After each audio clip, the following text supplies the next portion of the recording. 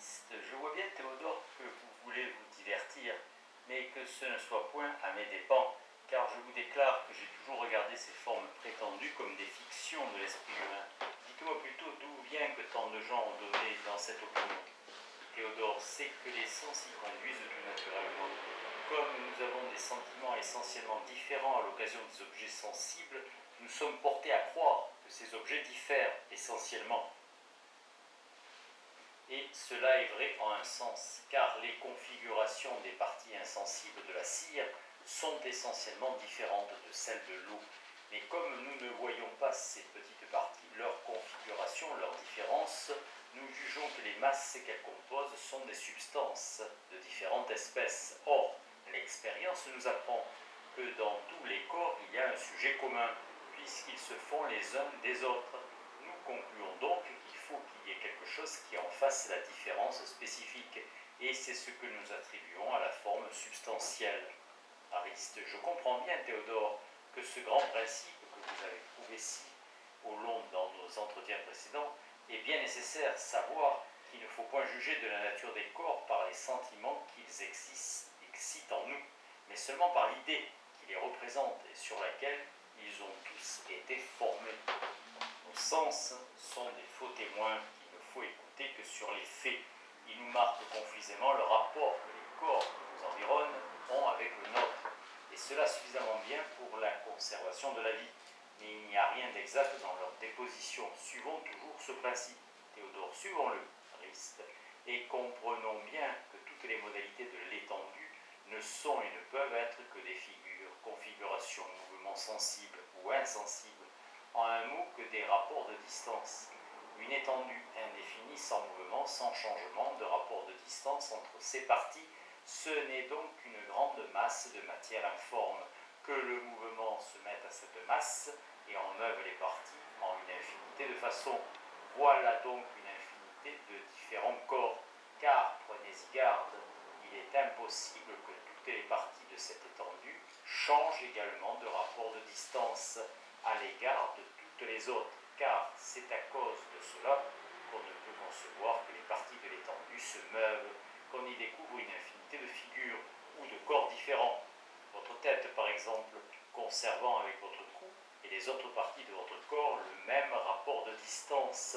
Tout cela ne fait qu'un corps, mais comme les parties de l'air qui vous environnent se remuent diversement sur votre visage et sur le reste de votre machine, cet air ne fait point corps avec vous. Considérez chaque partie des fibres de votre corps et concevez que le rapport de distance qu'a telle ou telle partie déterminée à telle ou telle de ses voisines ne change point, très peu, et que le rapport de distance qu'elle a avec quantité d'autres de ses voisines change sans cesse. Vous construirez par là une infinité de petits canaux dans lesquels les humeurs circuleront. Telle ou telle partie d'une fibre de votre main ne s'éloigne point d'une autre partie voisine de la même fibre, mais elle change sans cesse de situation par rapport aux esprits, au sang, aux humeurs et à un nombre infini de petits corps qui la viennent toucher en passant et qui s'échappent continuellement par les pores que laisse dans notre chair l'entrelacement de nos fibres. Voilà ce qui fait que telle partie ou telle fibre est précisément ce qu'elle est.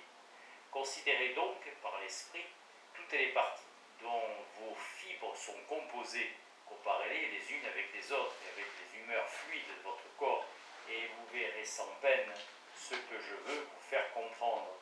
Ariste, je vous suis, Théodore.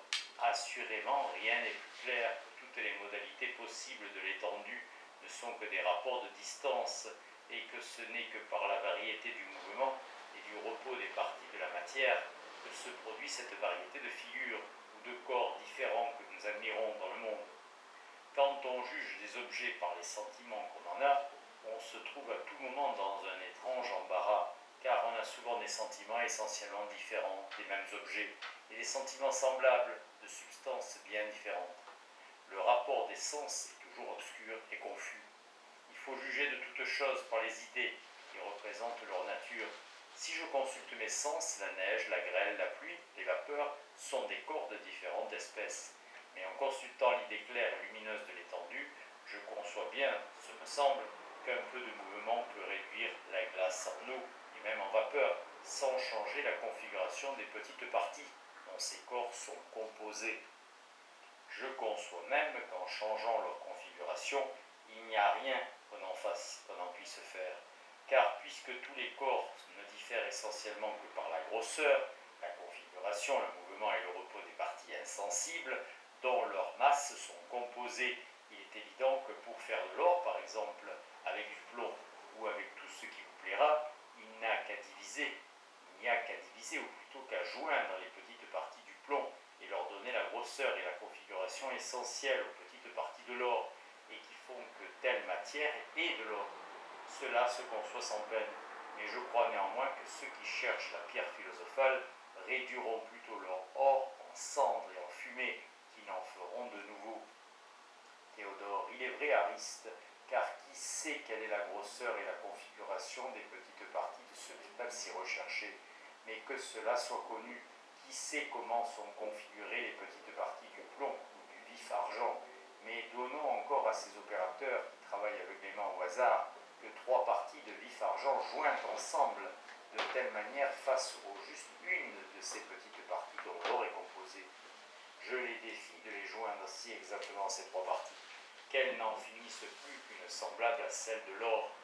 Assurément, la matière subtile, qui se fait place partout, les empêchera bien de les joindre exactement. Peut-être fixeront-ils le mercure, mais si mal, si imparfaitement, qu'il ne pourra sentir le feu sans s'élever en vapeur, qu'il le fixe néanmoins d'une manière qu'il souffre bien les épreuves. Que sera-ce? Un métal nouveau, plus beau que l'or, je le veux, mais peut-être fort méprisé. Que serait-ce? Les parties du vif argent seront jointes 4 à 4, 5 à 5, 6 à 6, mais par malheur il fallait qu'elles ne le fussent que 3 à 3. Elles seront jointes d'un sens au lieu de l'être d'un autre. Elles laisseront entre elles certains vides qui lui ôteront de son poids et qui lui donneront une couleur dont on sera mécontent. Les corps aristes se changent facilement en d'autres quand il n'est pas nécessaire que leurs parties insensibles changent de configuration. Les vapeurs se changent facilement en pluie, c'est qu'il suffit pour cela qu'elles diminuent leur mouvement et qu'elles se joignent parfaitement plusieurs ensemble. Et par une raison semblable, il ne faut qu'au vent froid pour durcir la pure grêle, mais pour changer l'eau par exemple en tout ce qui s'en fait dans les plantes, outre le mouvement sans lequel rien ne se fait, il faut des moules faits exprès pour figer ensemble de telle et telle manière cette matière si coulante. Théotile, eh bien, Théodore, à quoi vous arrêtez-vous? Vous vouliez parler de la Providence et vous vous engagez dans des questions de physique. Théodore, je vous remercie, Théotime, peut-être m'allais-je égaré. Néanmoins, il me semble que tout ce que nous venons de dire n'est pas fort éloigné de notre sujet. Il fallait qu'Ariste comprît bien que c'est par le mouvement que les corps changent de figure dans leur masse et de configuration dans leur partie insensible. Il fallait, pour ainsi dire, lui faire sentir cette vérité, et je pense que ce que nous venons de dire, il peut servir. Venez donc à la Providence. C'est assurément par le soleil que Dieu anime le monde que nous habitons. C'est par lui qu'il élève les vapeurs.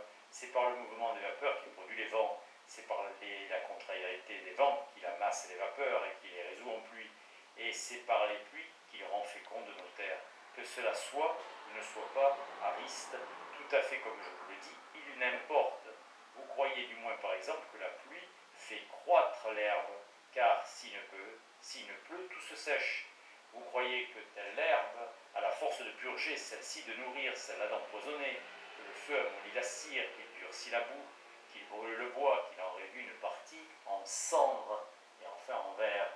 En un mot, vous ne doutez pas que tous les corps ont certaines qualités ou vertus, et que la providence ordinaire de Dieu consiste dans l'application de ces vertus, par lesquelles il produit cette variété que nous admirons dans son ouvrage. Or, ces vertus, aussi bien que leur application, ne consistent que dans l'efficace du mouvement, puisque c'est par le mouvement que tout se fait, car il est évident que le feu ne brûle que par le mouvement de ses parties, qu'il n'a la vertu de durcir la boue que parce que les parties qu'il répand de tous côtés venant alors rencontrer l'eau qui est dans la terre, elle la chasse par le mouvement qu'elle lui communique et ainsi des autres effets.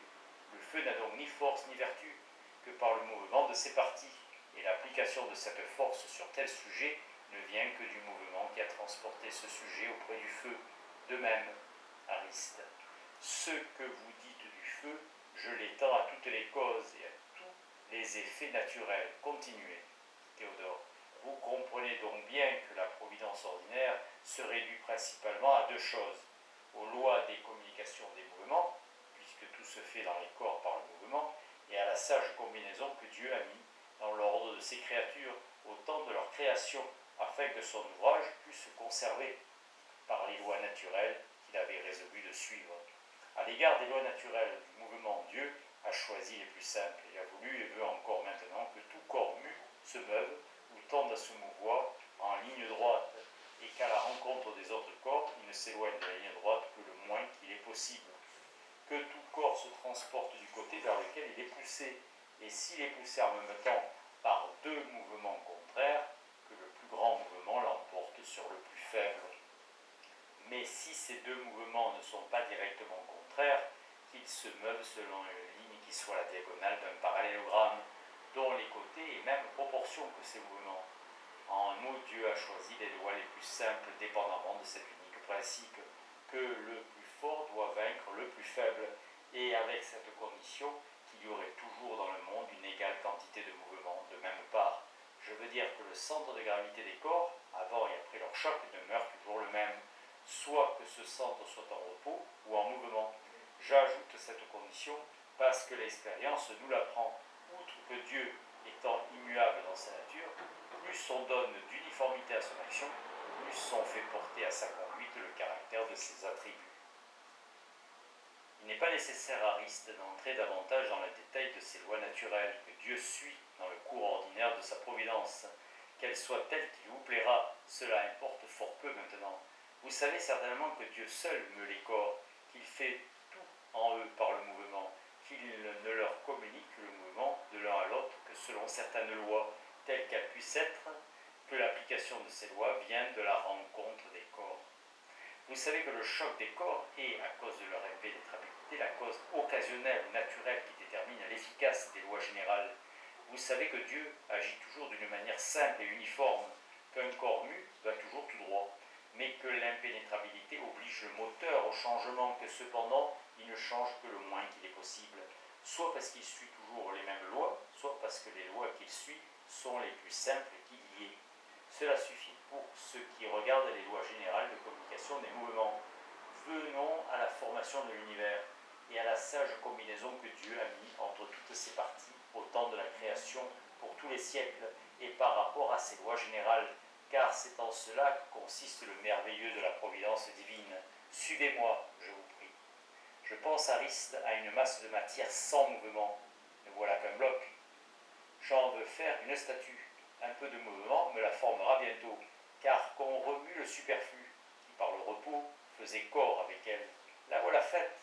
Je veux que cette statue n'ait pas seulement la figure d'un homme, mais qu'elle en ait aussi les organes et toutes les parties que nous ne voyons pas.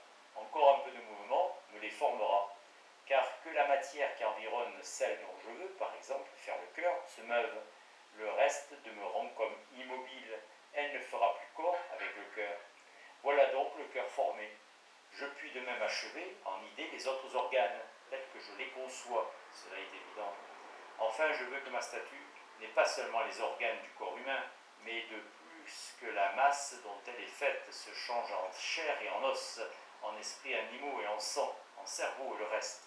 Encore un peu de mouvement me donnera satisfaction, car supposer que la chair soit composée de fibres de telle ou telle configuration et entrelacée entre elles de telle ou telle manière, si la matière qui remplit les entrelacements des fibres que je conçois vient à se mouvoir, ou à n'avoir plus les mêmes rapports de distance à celles dont ces fibres doivent être composées, voilà de la chair.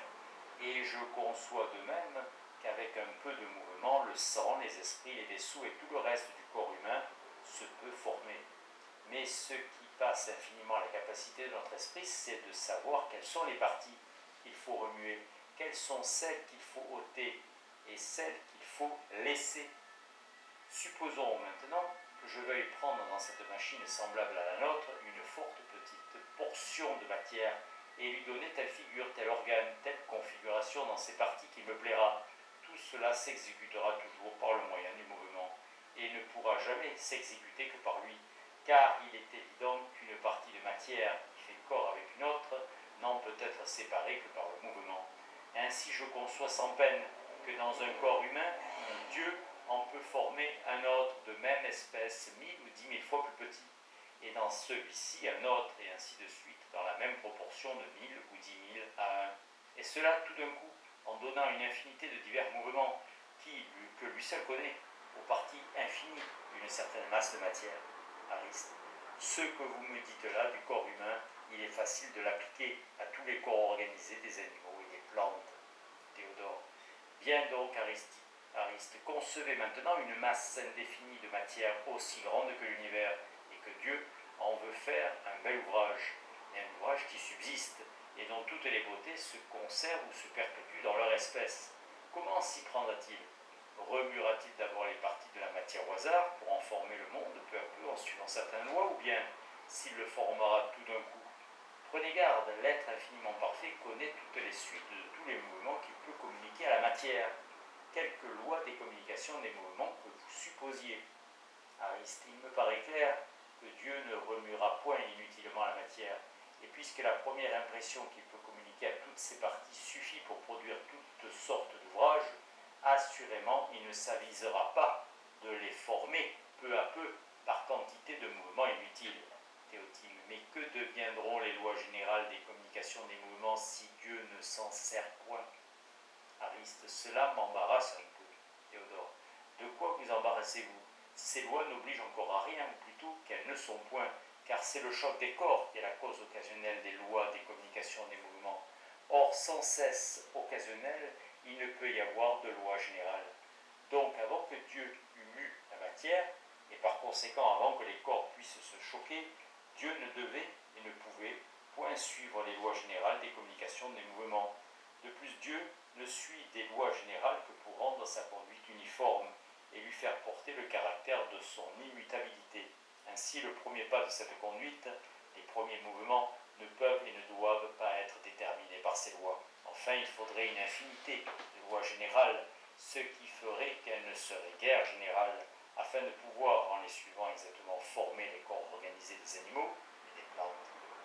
Ainsi, la première impression de mouvement que Dieu a mise d'abord dans la matière, ne devant et ne pouvant pas même être actuellement réglée selon certaines lois générales, elle devait l'être uniquement par rapport à la beauté de l'ouvrage que Dieu voulait former et qu'il devait conserver dans la suite du temps, en conséquence des lois générales.